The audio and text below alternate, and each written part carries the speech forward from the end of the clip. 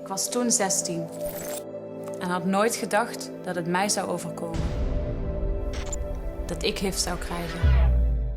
En ik zie daar, vooral onder de jongere dames, rondom de 20, 25-jarigen, dat ze gewoon heel makkelijk risico's willen gaan nemen, gewoon geen condoom willen gebruiken. En dat baart mij echt wel zorgen. Wat kunnen we dan doen in Limburg?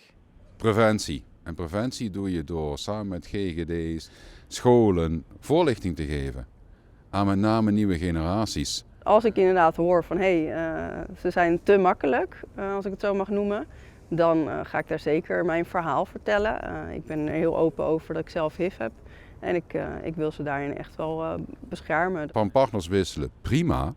Maar ja, laat je af en toe dan testen als je geen condooms gebruikt, want anders gaat dit alleen maar verder fout. Wat zouden de mensen die kijken nog als belangrijkste moeten meegeven? Nou ja, je hebt dus maar één lichaam, één leven en ga daar zorgvuldig mee om. En geniet wel van het leven. Hè. Je hoeft niet overal heel erg angstig in te zijn. Dus het leven is ook heel erg leuk en vooral van de seks mag je ook zeker genieten.